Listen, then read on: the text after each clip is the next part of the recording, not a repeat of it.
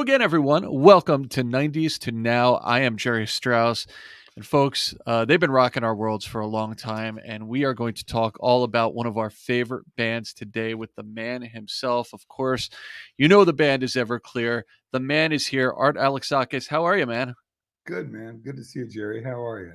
Good, very good. So excited to have you. A lot of excitement about this episode, this conversation, because people want to talk to you. People want to hear from you.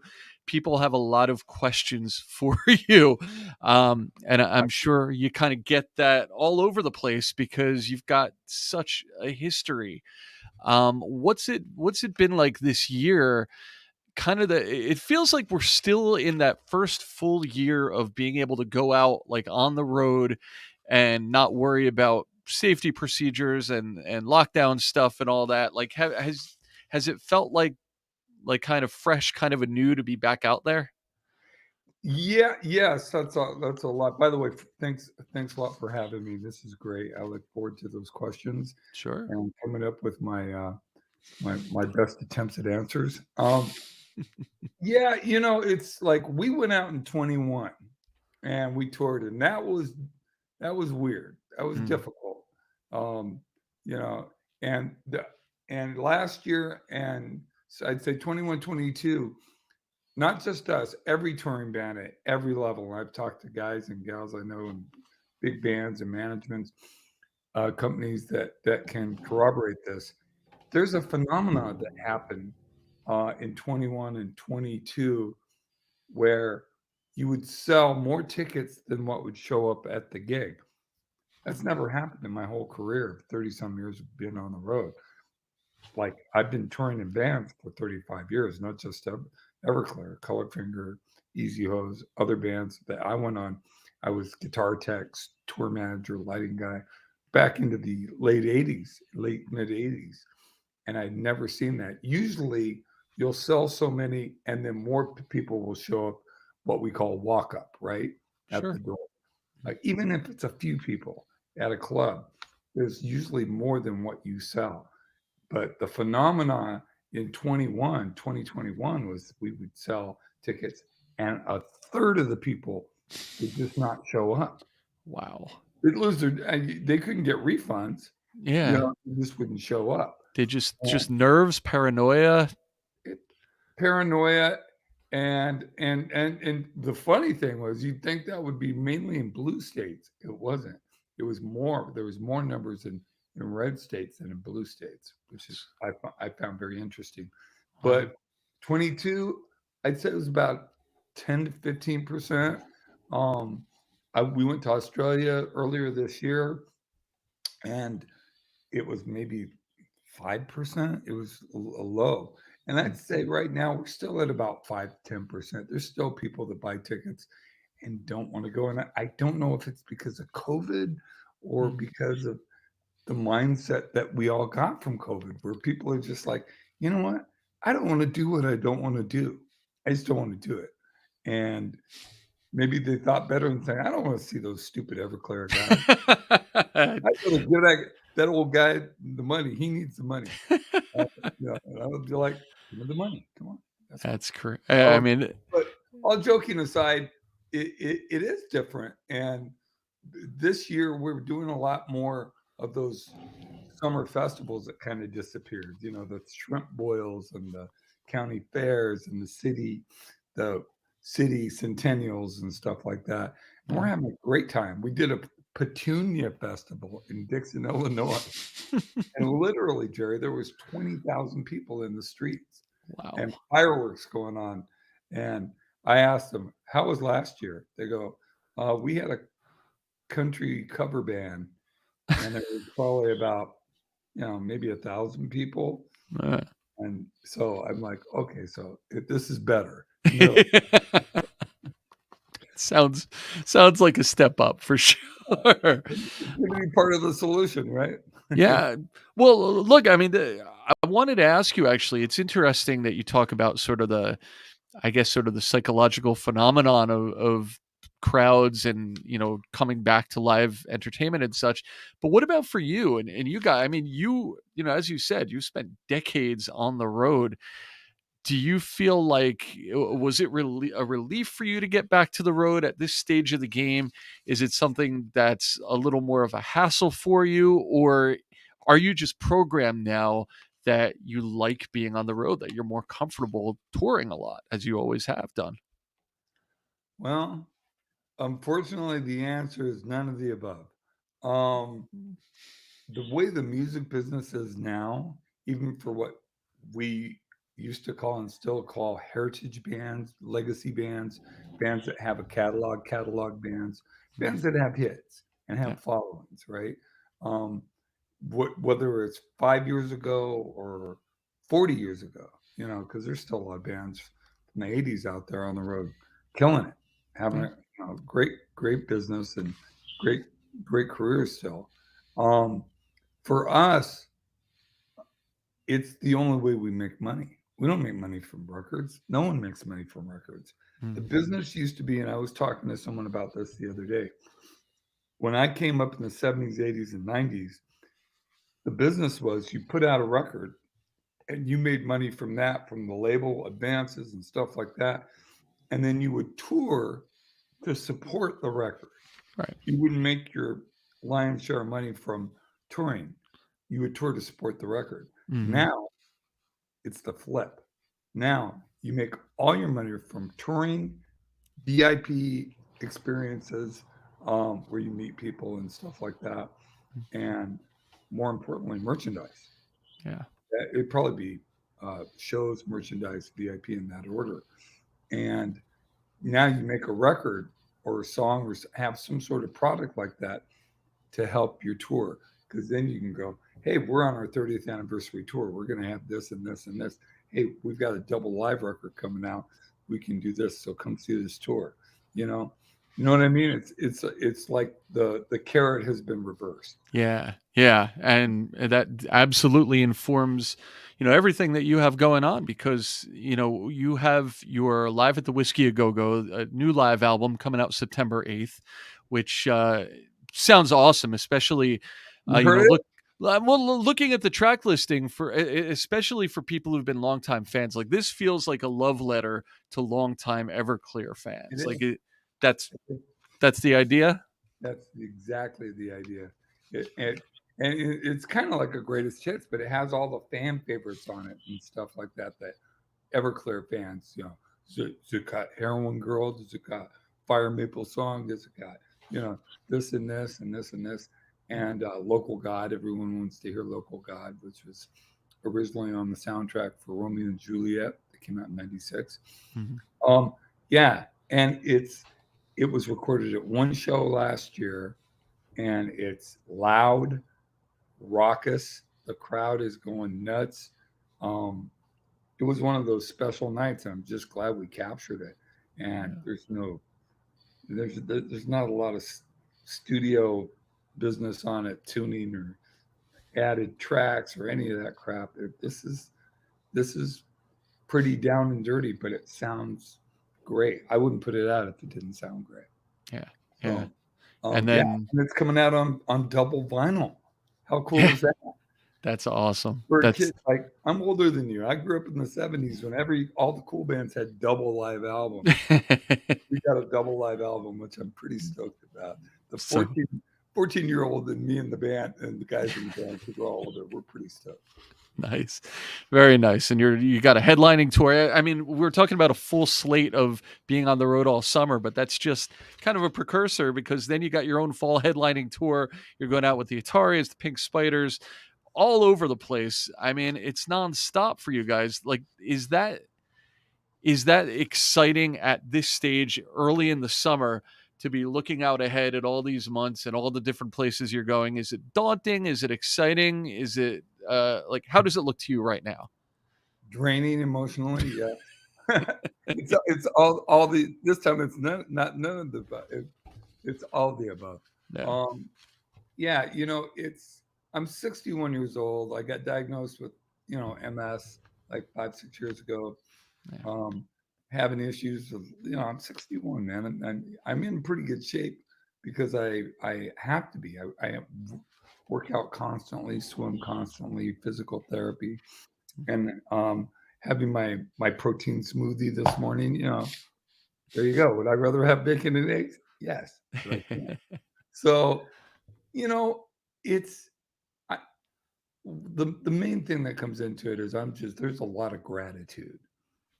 Is it tiring at times, all the travel, especially flying around? Like we've got the 30 shows in the tour, but other than that, we have another 63 shows of, well, 17 of them were playing in uh, Australia, but that was flying around. So Mm, 63 shows is flying around. That's a lot of flying. yeah.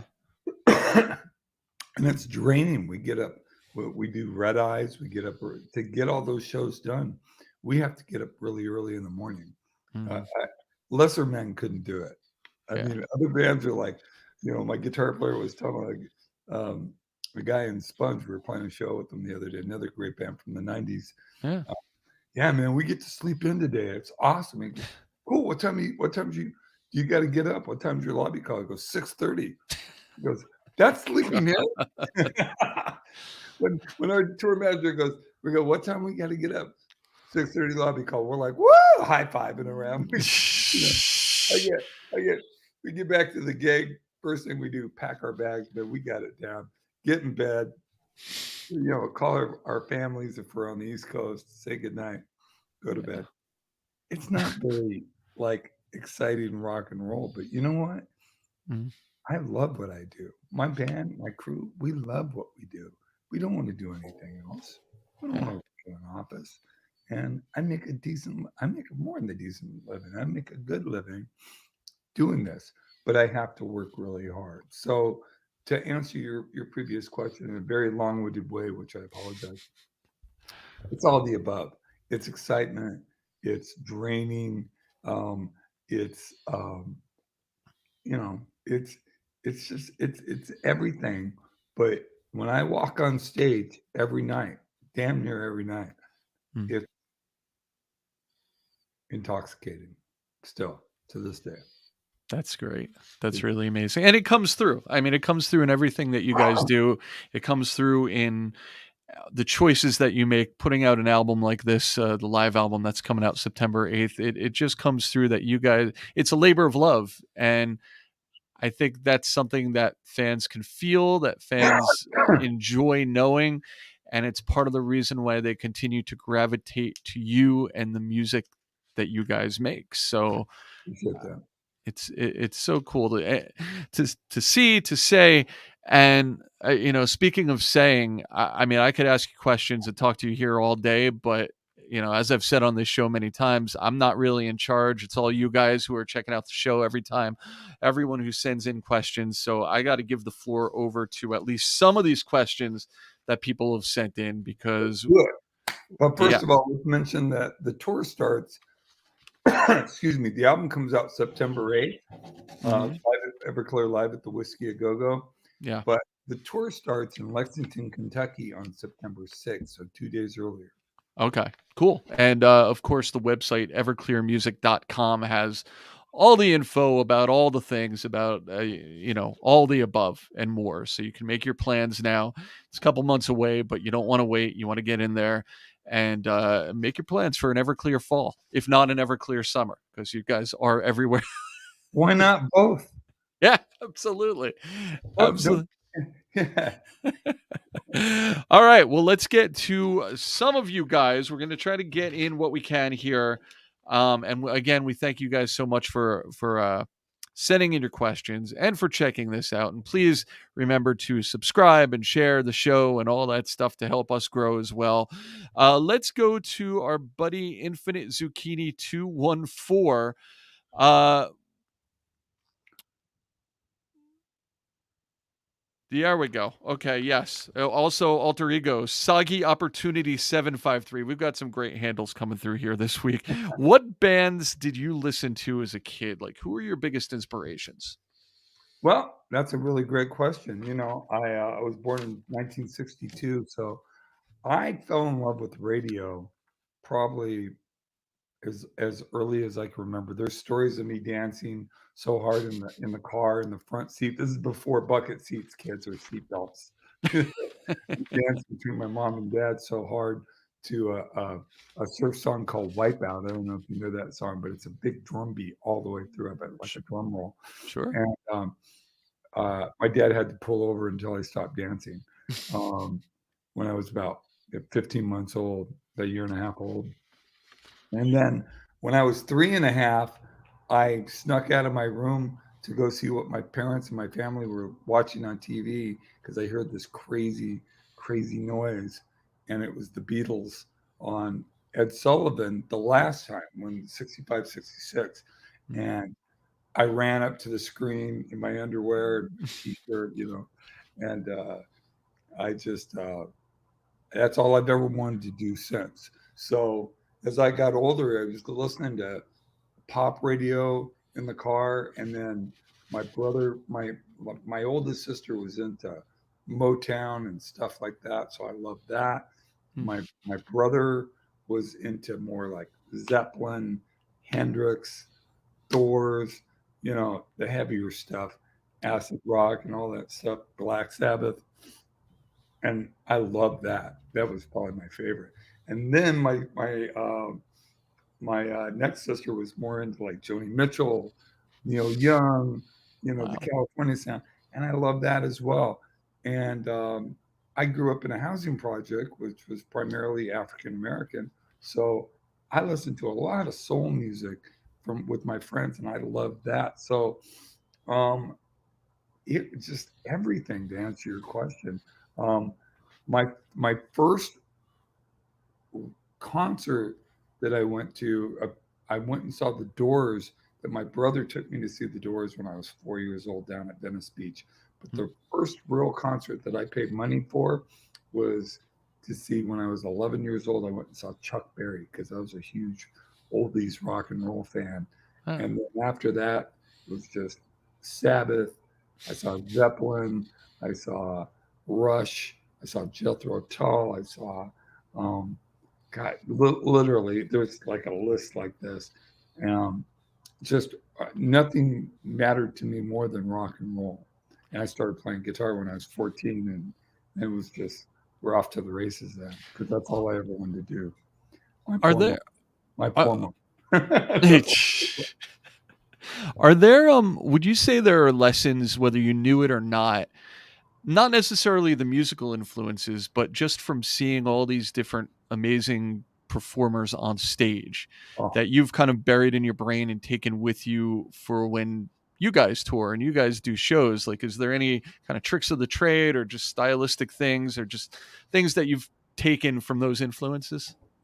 absolutely. And they weren't buried, man. I was sitting there. If they would have let me, I would have had a notebook on. Yeah. Okay. Move your head like that. All right. Jump up in the air. I mean, yeah. I just, I mean, back then it's hard for people today that didn't live that don't understand it. If you didn't see a band when they came to town, you didn't see them. You didn't see them on TV. You Yeah. didn't have internet. You didn't. If you wanted to see live rock and roll, you had to pony up the dough and go see that show. And my mom was a born again Christian, God bless her, and didn't let me do things like that, and I did them anyway because I was a liar. I was a sinner, and I loved my mom more than life itself, but apparently I loved rock and roll and drugs and chasing girls even more because that never stopped. It did stop. I'm clean sober 34 years and married for 20. Um, but at the time, just the whole world of it, not just what they were doing on stage or what their songs were doing, what the lighting guys were doing, I was watching the crew, I was looking at the stage show, everything. You know, Another band that I seen probably 3 times back in the day was Pink Floyd, and there was no better stage show than that Mm. at, on any album, and it was just so magical to be a part of that then because like I said, if you didn't see it then, you didn't see it. It wasn't, you know, there was a couple of live movies like The Song Remains the Same by Led Zeppelin. Mhm. there's a few of those out there, but not very much.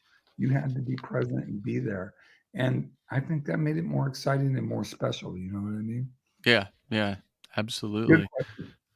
Um, let's see here. Man o' Lantern would like to know, what are you listening what are you listening to these days? Man, I can't get over Man o' Lantern. Uh, listen, these days, to be honest with you, I bought a couple of new acoustic guitars, and I've been playing a lot of guitar and writing a lot of just coming up with riffs and stuff like that, and just um, yeah, I've been saying over and over I don't want to make a new record, but man, I'm getting in that writing place, so I don't know Mm, what's going to happen. But as far as listening to music, I as far as new music goes, my daughter turns me on to some stuff. She's 15 and a half. mhm. Um, there's uh, there's some really there's some special music out there. I can't really think of any that's coming to mind, but um, I'm sorry, I'm just old and tired. Join the club. But Join the I still listen to, you know, like here's we're going on tour with a band called the Ataris. You know, Ataris from the Aughts. They had a big hit with a really awesome pop punk cover of uh, Don Henley's "The Boys of Summer." So I've Mhm. been listening to a lot of that, and the Pink Spiders are coming out with this, so I've been listening to them. And there's some really cool bands. Um, that I've been really enjoying. There's a band from Canada. Um, why am I blanking on the name? I am gonna have to look it up. But yeah, I have been downloading a lot of music. I don't listen to Spotify, by the way, kids. Mm, Most musicians don't. Because why? Because they don't pay us. mm. They say they do. It's pennies on the $100 bill is what they pay. Jeez.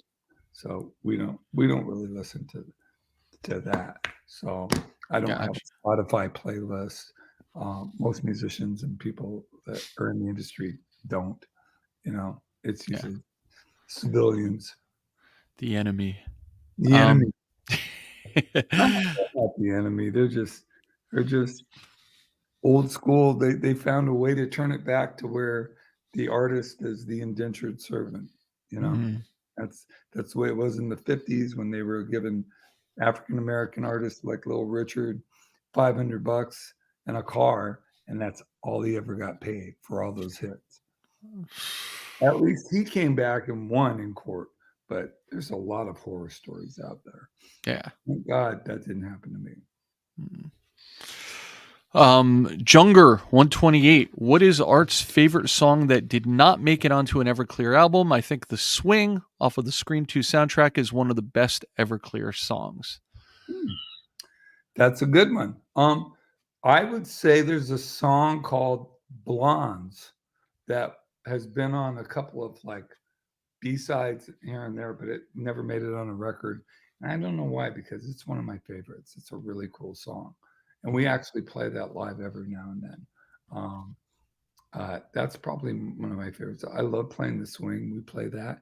And by the way, to anybody that's coming to shows, please go on our social media. If we're coming to a show that you're going to be there and you got a request, please hit us up on social media. If we get it every night, I ask Freddie, who does a lot of our social media and pays attention to that, if we have any requests, and he'll tell me yes or no, and he'll text it to me, and I'll put it in the set list Nice. if we know it. Nice. Um, there's I one of my favorite songs to play. One of my favorite songs is a song that was off our first record called "Nervous and Weird," and we play that. We've been playing that a lot, and that's fun. That's old school, swaggering punk song. That's cool. Nice. Cool. Super Smash Bros. Stan wants to know, what do you consider to be Everclear's darkest song? Um, that's a good question. I love that. Um, we put out a record in 2015 called "Black Is the New Black." Mm, And there's a couple songs on there that are pretty dark, But there's one song in particular called You, Y-O-U, and it's the first time that I wrote about an experience that happened to me when I was 8, where I got raped and beaten up really bad by uh, much older. I was 8, and much older teenage boys, and a young man that was there as well. It was brutal, Mm.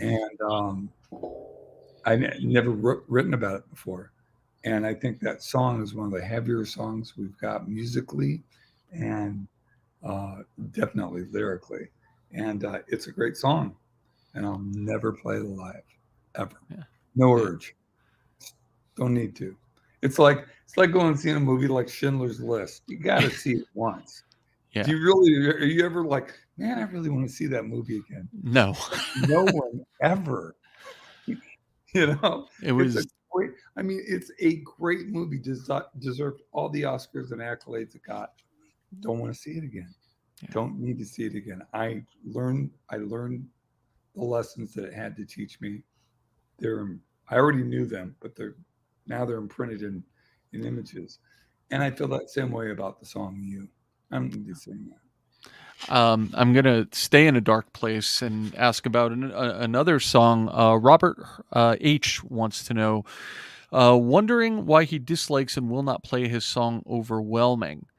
Why did he write and record the song twice? Once as a solo credit on the Permanent Midnight soundtrack, once as Everclear on Good Time for Bad Attitude.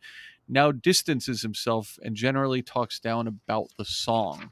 I never Is talked down about that song. That's a lie, brother. I've okay. never that bad about that song. I wrote it for a soundtrack. Mm-hmm. They asked me to build. Um, why am I blanking on his name? By the way, the band I'm really liking listening to right now is a Canadian band called Said the Whale, Saidthe, Whale, Cool. Whale. Yeah, I was asked to do this for a movie soundtrack for Permanent Midnight, Mm-hmm.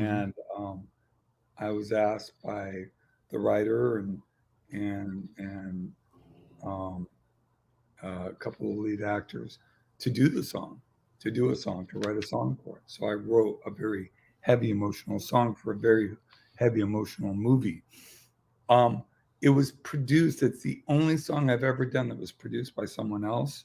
Mm-hmm. A late and great guy, singer, songwriter, producer by the name of Paul Fox. Great guy. Wasn't 100% happy with the way it came out. So when we had a chance to redo it, I did redo it. Um, for for uh, songs about from an American Movie Volume 2. I just no one's ever requested it Mm-hmm. ever that I know of. If they Well, have, I haven't heard about it. Um, I like the song. I don't love it. I like the song. It's very emotional. It's kind of like you in a way that it's just a really um, the character in it, which is parts of me put together. Um, it's very naked. mm, It's very exposed. So maybe that's why. But no one's ever asked to hear it. well, Robert H, we're here to get the truth. We got the truth. If you're planning to go to an Everclear show this summer or this fall, hop on social media, start a discourse. You never know. You might be able to get a live version of that song, squash the Maybe, beef. maybe, but we're Nope. gonna have to learn it because the band has never played. Like I said, the band has never played it live. Yeah. So I think we played it when the album came out. I think we played it a couple of times. Yeah. No, I know we did. I know we played it a few times back in like 2000, 2001. Okay. But like I said, it's not a fan favorite that people ask for. Yeah. Yeah. Well, it's out there as just part of your extensive, amazing catalog, and I'm glad we could straighten that out. And our speaking of extensive I can't believe the time has flown already. We've covered some great stuff. There's a million more things we could cover. I want to hit one more question for you before we let you out of here, Okay. and it's kind of a big one. So, um, this is from Gamesmeister 83. Uh, how does it feel defining and inspiring an entire generation of people? Kind of a big, a grand question, but I don't think it's an over exaggerated one when you think about the influence that your music has had and the people that you've touched for so many years with the songs that people just continue to love and want to hear again and again. That's a lot of influence, and that is a lot of people that you've touched. Does the weight of that feel good? Is that something that you can feel from where you sit?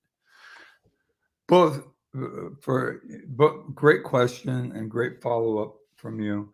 Thank you. Um, you know, it's something that I've accepted, and when you say generation, it's like I'm thinking you're talking to the wrong guy. There's plenty of guys and gals that you could talk to that deserve that, but there are a lot of people from all ages that are Everclear fans that do feel that towards me, and that responsibility I take very solemnly, and I'm very grateful for it, and I take it very seriously, and I try to be to me, that's love and respect, and I try to give love and respect back at all times. I don't take crap from people, but I don't usually get it from fans, so they never see that side of me.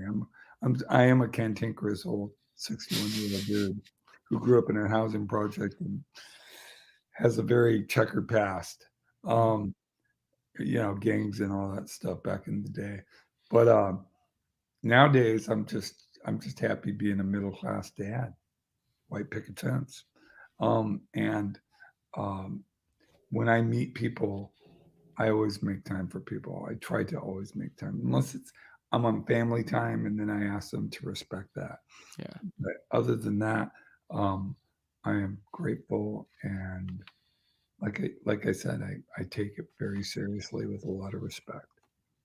that's awesome. And look, if you want to catch Art and Everclear on those times when he leaves the confines of his white picket fence to go on tour all over the place this summer, and again, a full headlining tour this fall, everclearmusic.com would be a great place to start to find out when they're coming to your neck of the woods. Of course, the new album, Live at the Whiskey A Go Go, is out on September 8th as well. And we just look forward to having a lot of Everclear for the rest of the year, and seeing you Awesome. again and again. Everclear summer, Everclear fall, and maybe a little bit of that Everclear winter. What do you think?